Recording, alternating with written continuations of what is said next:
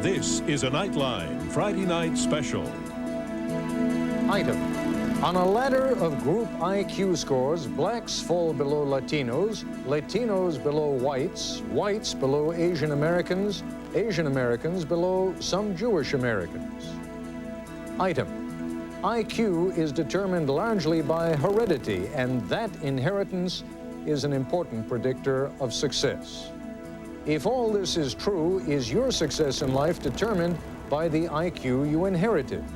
Tonight, IQ and race, dirty little secret or racist trap?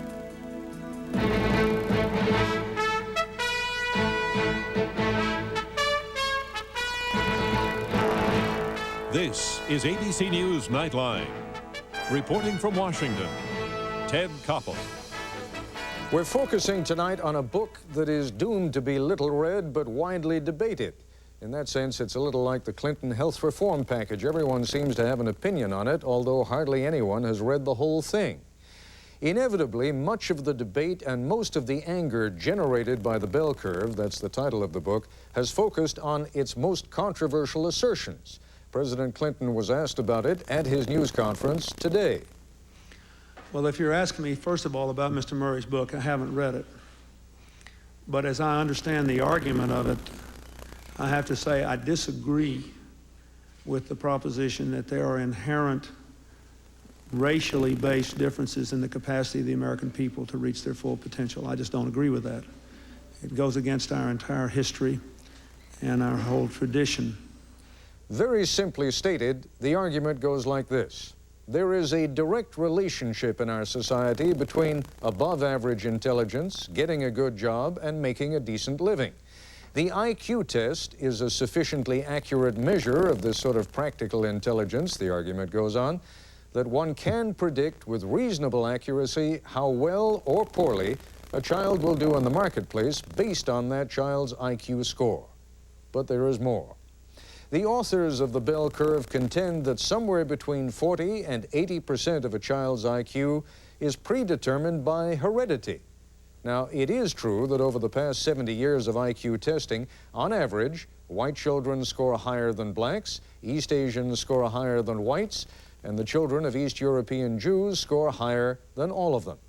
But to argue that this is largely or even mostly due to heredity implies that there's not much that can be done about it, which of course is the most controversial assertion of all, because it suggests that on average, black children are doomed to be part of a more or less permanent underclass, and that the best motivated social programs designed to change that are destined to fail. Here's more from Nightline correspondent Dave Marish. It's America's favorite fantasy of 1994. I want to show you something, Mrs. Gump.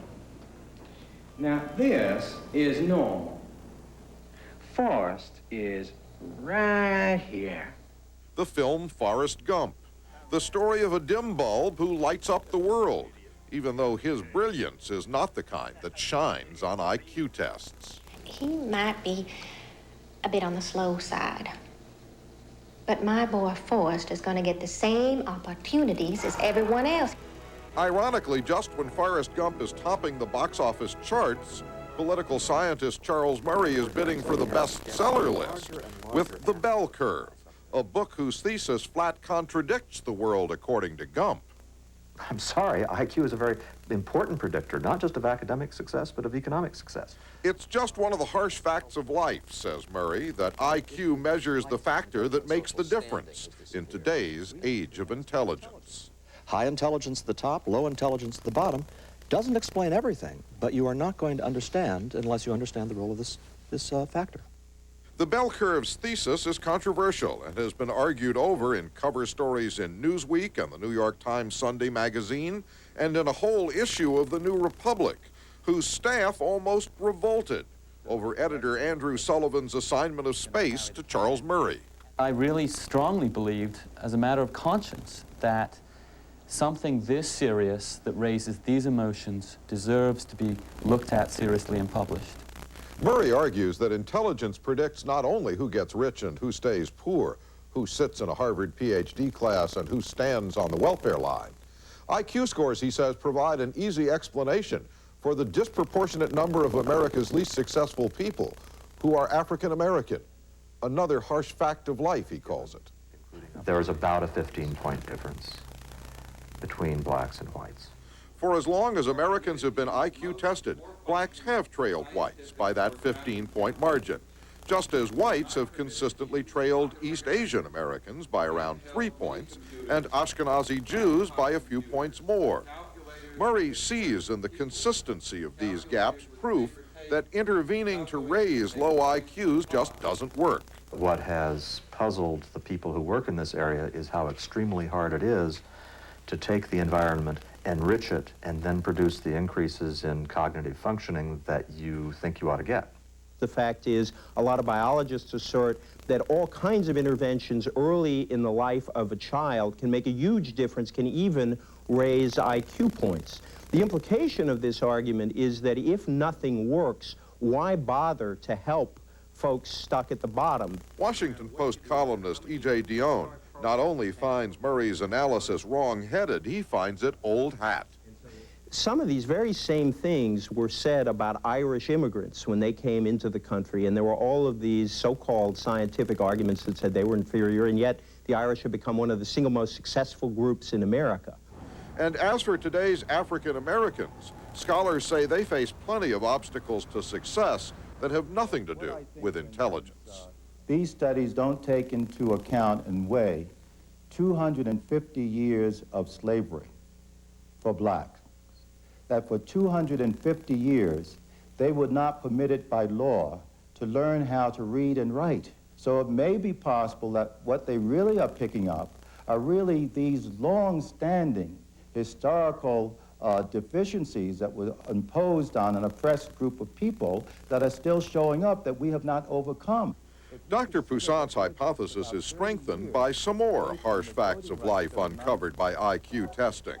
In country after country around the world, oppressed minorities like the Maoris of Australia and New Zealand, the untouchables of India, and the Barakimen of Japan score about 15 points lower than the local majority group. But when Barakimen move from Japan to the United States and are IQ tested here, they score high as the rest of those typically highly rated East Asian Americans.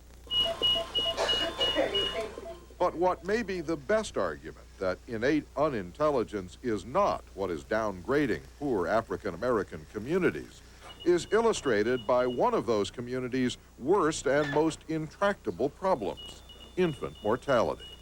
If African American babies are dying at a much higher rate because of reasons that certainly don't have to do with their genes, that is, have to do with their environment, their nutrition, their opportunity, the extent to which the mother may have availed herself of prenatal care and so forth, surely then the development of their cognitive capacities might also be impaired to some degree by those very same influences. Most Americans believe better education and better medical care can improve the lives of poor children. But Charles Murray has his doubts. He believes that even on these issues, well-meant programs will be defeated by low intelligence.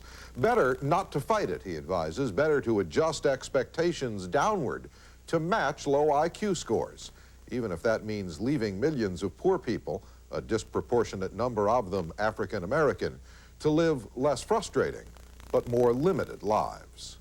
I'm Dave Marish for Nightline in Washington.